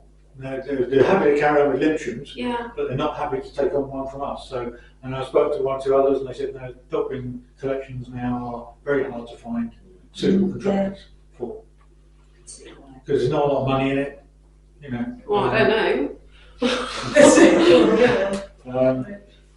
And obviously at the moment we're having them empty twice a week. And they're not all full up though, are they? No. Well, the one at Whether Body's we Lane look at usually is, but I don't think the other ones doing are. I was it going to say, once a should we week. do once a week? And then see what happens. And if we need to up it, then we can look at Yeah. upping it again. Most people But, just hanging on bushes anyway. What's the price monthly? so it'll be half of the, Do you know what? So it'd be I know they just 900 do that, away. don't they, just lock it. 900 extra. Yeah. Yeah, 900 extra. 1800. If we just 1 visit a week, yeah. So instead of it being 3, 3380, it it would would be half of be that. 1,600 and whatever. Which is near enough. So it would be half, whatever's on there now, so it's half. Isn't it? Why don't we just go down to once a week then? So that Well, we we can't dogs. afford to Yeah, that's the increase. No, isn't it? Take it home. That's the increase. Yes, So take the it increase home. would be Yeah. And I 900 think grand. most responsible owners Do do it, it. yeah. Well, also, to be honest with you, a lot of the dog waste gets put in the normal bins, Yeah, exactly. particularly say in the car park. Yeah. It goes, and And the one also on the corner in the by, corner of opposite you. Hill Lane. Yeah, Yeah, that gets yeah. used. Yes. And so Or if not, you've got to swap the dog bins for. For normal normal bins, exactly, swap the dog bins for normal bins. Some places you go, like around Cornwall and places like that, they don't have dog bins, they just have a normal bin. Mhm. And Yeah, it says put your dog waste in here, so I mean, you know, What's the impact of putting dog waste in with the normal bins aside from it getting nothing, it's fine, it's fine. They generally don't get cleared treated in the same as way? often. Yeah. So the waste bins can be there for more than a week, and obviously in Yeah. the summer Oh, yeah, it can okay. sit and bake. Yeah. That's and they don't have a lid, whereas the dog bins hopefully keeps the smell in Yeah. rather than Oh, in. it's terrible when you open it, put Yes. the dog bag in there and it's awful, isn't it? Well- But in the short term, do we go for the Yeah. once a week? Let's go for I once a propose week. one visit a week. I'll second that. Yeah. Okay. It's not much different. And we just need to keep an eye on it and see how it Yeah. goes. Yeah. There might be certain locations that are more busy than Exactly. others. We can't afford everyone's access cutting to what they're doing. Yeah, exactly. Yeah, we've got to, I think that Okay. makes sense. So we've had a proposal to go once, we have the collection once a week. All those in favour, please show. Okay. Most heated discussion. We'll carry on looking into it. Yes. Okay, matters of consideration. Anything else on the toilet bill updating shop project? So just, the only thing I've got is a decision on the shop signage. That was the only thing I I guess. We've been asked whether they put the shop sign up where you've got the double doors on the left-hand side, which was a sign I think they had up before, didn't they? Yeah, so you remember on the actual porter cabin, there was a sign with a logo on it which said community shop. Yeah. I was asked to contact the planning department to see if you needed planning permission to do a sign on the shop. The plan was originally, as Owen said, to put the sign to the left of the door on the brick wall. Planners have come back and said that would need planning permission, but if you put the sign above the door in the apex area, that doesn't require planning permission because I it do meets the think regs. we need signage. So I've lots of visitors over Christmas. I said, "Oh, have you seen the new big shop? Oh, where is it?" And Yeah, I it's think not that obvious. we really need to. It's strangers. I'm just thinking. Look at Mark Village Shop. That's got massive signage, and that will attract passers-by. And on top of that, the reason why they have to ask us anyway is because part of the lease is they can't do anything to the building without coming to the parish council and getting our permission to do Which is it. important to maintain that. Yeah. Flashes on. Well, I'll propose that they might put it in. If there was a light, that needs planning permission. Jane, it needs bulbs around Yeah, it. that's what it needs, yeah. So I'll propose that they put the sign up where it's legal to. I will second that. All those in favour, please show. That's clearly carried. There's nothing else I'm aware of that we need to discuss. Can I just make one concession? This is really for Jane. I don't know because you're on with the parish, with the community shop.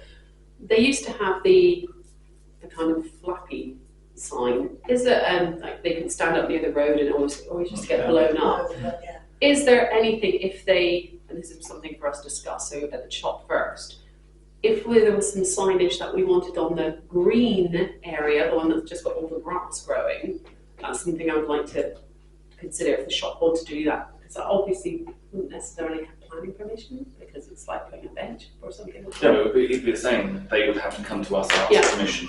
I wonder if that's worth speaking to them about. Because I think, in effect, that's where the A board sign is now. Yes, yeah. So, The award time gets blown over all the time. I think of maybe something permanent. With maybe, I think again, once you make it permanent, that Yeah. will start to need permission. okay, Yeah. right, okay. Be moved every so often. The wind It's does around. that. The wind does that. Okay. Oh my lord. On your lawn. So, I You're not going to go in for an tractor. if there's nothing else on the shops, so I mean, that can come off the agenda now, it's Yes. standing up in the shop now. next out is play area upgrades and quotes, which is nothing further on that. We're waiting for that to now come through with some dates. Yeah. Grants to consider, I don't think there's anything under that. That's all in hand. And the safety matters, there was something raised by GB Yeah. Sports. Yeah. Again, on the mother, which Yeah. I think we were going to ask GB Sports to actually make sure it was just rectified if it hasn't already been done. Yes. When they do the safety service for the new safety service. Yeah. So you're happy that we just tell them they need to sort that wire? Yeah, because they out? put the thing about the bottom of the slide as well on there, didn't they? Which is another, Okay. yeah, it's all much the same Yeah. thing, I think. Council storage We've done that. we dealt with litter picking equipment for Hill Lane. Yeah, no, I haven't done anything about that. You want this because for, I mean, I know where to get hold of them, but, you know, I must do something about that. It's one thing I haven't We done. said a couple of them, didn't we? Yeah, just because, I'll try and do that next. And what it's in gloves as well. If you would Gloves like. Yeah, and gloves and just yeah, general, sort of, yeah. yeah. I think you can buy them as kits, actually. Oh, So it's a freaking kits. Yeah. So, Okay. um, And in terms of if you need it, I don't think we need to hire vis, but we've got high vis with the stuff in the cupboard. You say a little bigger on it. I don't think there is any. Is there not? I thought No, we it was given, No. the flood group, it was Yeah. given to people. Oh, given okay. access. Yeah, no, there isn't. I've got Philip Vowles returned his to me when he left, but.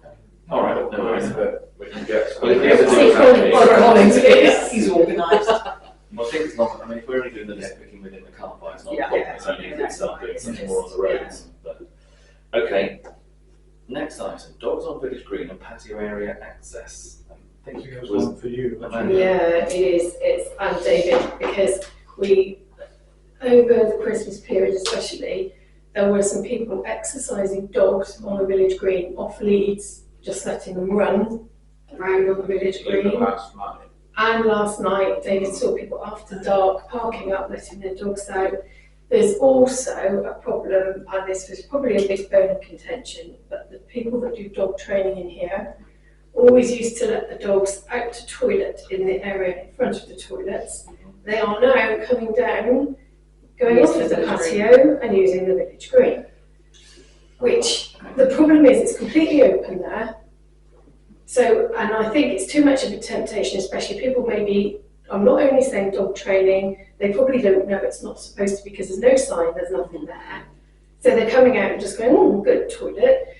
People are, I think the temptation maybe you come home from work, let your dog on the green, it's dark, there's nobody around. And I said, we've certainly both witnessed people over the Christmas period, and people, there were more Or they wouldn't be picking up fouling No, either. No, they're exactly. No, they're not.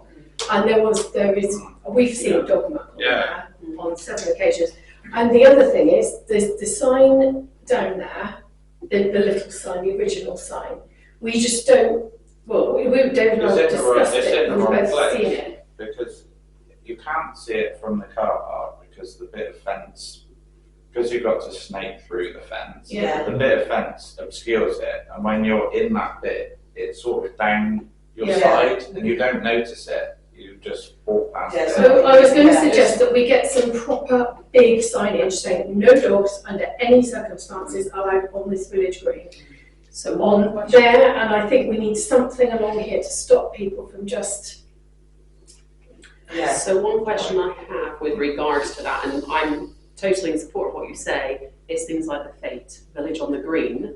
If we're turning around and saying no dogs under any circumstances, how will that impact They've the never been events? allowed to Well, do they that. have, okay, I wasn't aware of that, okay. It's yeah. I just didn't want us to, with one hand, take it away and say, yeah, but instead of this, so that's fine then.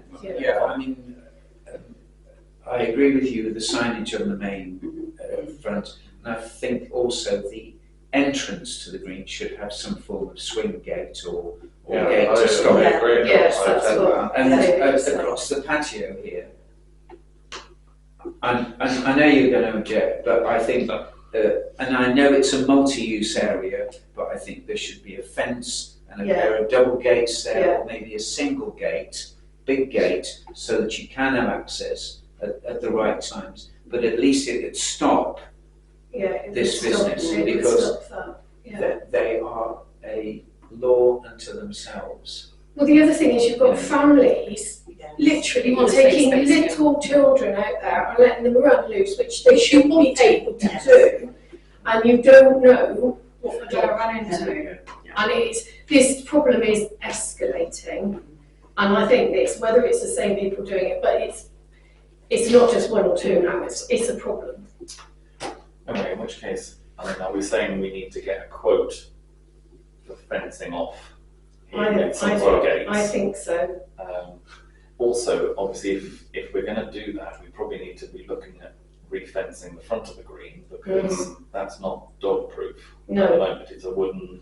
exactly. It is quite Or rough. some, Chicken. well, you're rotten right in the corner as well. All Yeah. wet.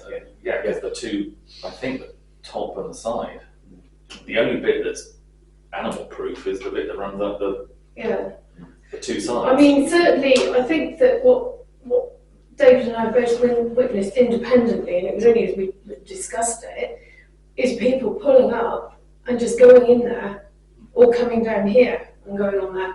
And but normally, late at night, early in the morning, or whatever, and just And apart from obviously the dog, training people, which just come down here and go on there.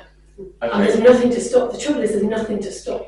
However, I think if we potentially, I think, because we need to get a ballpark figure as to what we're talking about in terms of costs here, because obviously we haven't, it's not sort of budgeted for at the moment. So if we get at least one quote for what it would be to fence across the patio with some sort of gateway access, and what it would be to fence, in fact, across the front of the green.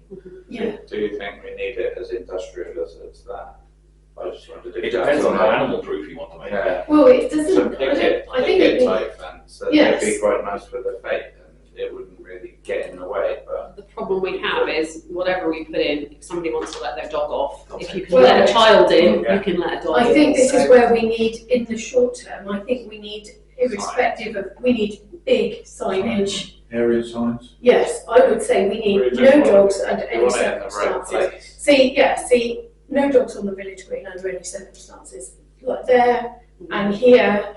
So if they do come out of the hall, they're going to see the sign and go, right, Is we're not there, supposed to go you there. said there's a small sign at the moment. There's a sign, but it's Yeah. not in a very good Can place. that be relocated to here? It doesn't really, Say the bit no, that go says away. no dogs is a little bit.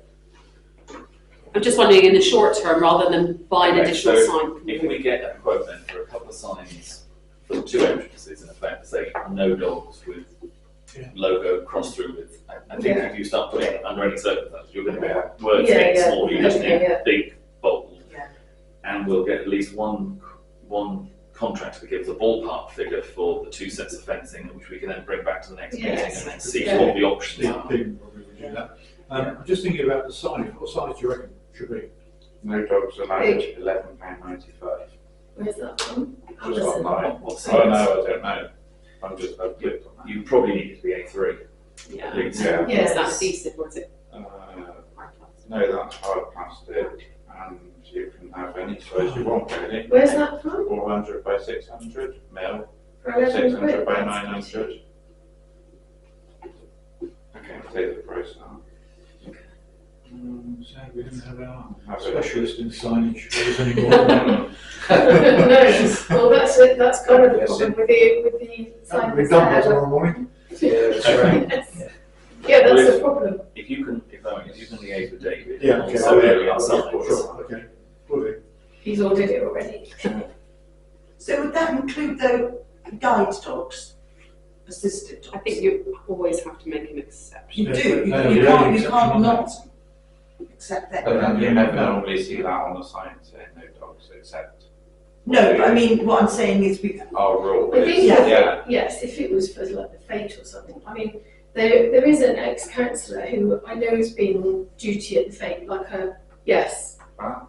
like literally stopping anybody going on there with a dog. Mm. And he used to be very, very, you're not very allowed firm. to I do mean, if that, he was no. there and he saw it, he'd be, yes, I mean, not, if it was an assistant, Yes, that that's would be different. different. But I think if you just Yeah. put no dogs, then it's, they would kind of, Yeah, there you go. Okay, so we'll get the quotes We'll do that. for those things and report it back to the next. Yeah. meeting. Maybe actually 3 weeks for next meeting. Okay, and then it was asked also to put the locking and unlocking of Hill Lane car park on the agenda. Just to let you know, to be frank, we haven't had a discussion with the closest neighbours since the last meeting. I think we need to do that and see if they are up. The inference I think they gave us was that they might well be prepared to work with us on that. If you're happy that we make that approach to them initially, and then I know East Brent actually are going through the same thing with their yard at the moment. They're putting out a request in their next village magazine asking for any volunteers who want to help them with their locking and unlocking of their gates. But at least if we start with the landowners who are most affected by it, they seem to imply they might be prepared to work with us. I was going to say, I believe they do seem to be using that as an access point, and I've seen them driving in and out of it. So I think it would be difficult for us to start looking at without, communicating with them first, because obviously they have access over it anyway, don't they? So, Okay, so we will make the one thing I think we do need potentially to agree tonight is to give ourselves a ballpark of what we think the opening hours might need to be. Yeah. I mean, again, going by East Brent, they're at 8 till 8. It's the operation Is that hours that they all have. year round? That's all year for them. Okay. I don't think it needs to be open until 8 o'clock at night. But On the winter. Well, it does In the summer. oh, in the summer, but not at this time of year. I mean, 'cause it's I think I would recommend we have 2 separate opening hours. Yes. Winter definitely not as late as 8 o'clock. So just don't think. 6 o'clock, before, Yeah. Until Yeah. 4. 4 or 5. Yeah. and then summer, 8 a.m. Would Would be that later change with the though. clocks, would it? Until late. Yeah. until late. And Sometimes then, fast. when the change of the hours. When the clocks change, I guess. Because again, what we need to, because whatever we decide, we're going to have to put on signs and make sure people know, because then you're going to get, Yeah, people locked in. yes. It can't be locked in. Winter and summer, isn't it? So Yes. with the clocks, isn't it? Surely. Yeah, when the clocks change. Really? Well, It's not GMT. necessarily the clocks true. change Yeah. at different dates, don't they? So when you, Not in the UK, as in it's always the. end of March and Yeah. the end yeah, of but it's not October. saying, it's not. Oh, not you can saying say what the date. first of Okay, yes, September, yeah. It's, You So- could say April to November if you wanted to. I'm assuming we would summer. have some signage for this. Yes. So you could say spring, autumn, winter, summer, or whatever it is. Mm. I don't know, maybe that's I assuming think we people just know need to too keep much. this, to be honest, it needs to be simple as well. Yeah. So Okay. if you make it too complicated, everyone's going to get So the confused. end of the clocks always change at the end of March. So you Yeah. could say from the 1st of You April, could say the first. 1st of April to the end of September. Or the end of October, and and then then the October, and the October. clocks change again. Yeah, Yes, so the first of April to the end of to October. the 31st of October, March. and then the 1st of November to the 31st of March. Yeah. That would make sense. So we want signage for that then? Yeah. And we're saying that's No, 8 David, till, I should speak to the Come on, land. John. and again, just So- to confirm those times, you were saying 8 till 5 in the winter and 8 till 8 in the summer. No, 8 till 4 in the winter. I think it needs to be earlier than 8 in the summer. Earlier, if people are You walking wanna up see the the knoll to see people the up sunset. No, it's in the morning. Do you mean open? No, in the morning. In the morning, yeah. Oh, no, in the morning. Yeah. You get, I mean, Well, to be frank, if we say it opens at 8, if we open it earlier than 8, that's oh, it not a doesn't problem. matter, so yes, I see what you mean, yes, yeah. But people know it will be open. Yeah, The challenge will be no I mean, people usually want to lock the gate at 10 o'clock. I'll go up there at 6 o'clock and invariably there's already people up there. Yeah. Well, you can do the early shift. Yeah, I think you would want in to. the summer. I would say 9. Early. In the summer, we close it. 8 till 4 and 8 till 9. Yeah, but they might be up there star watching. Well, they've been told that the gate's going to be shut at 9, Yeah. so don't park there. New Year's Eve, there were people up. Yeah. Jay. So 8 That's, a.m. that's in the winter hours, and we close it at 4 o'clock. So They'll get there locked in, okay, in their camper You've got probably. your telephone number. there will have to be a That's right. contact number. Yeah. Well, I mean, you put my number down, it's just a matter of.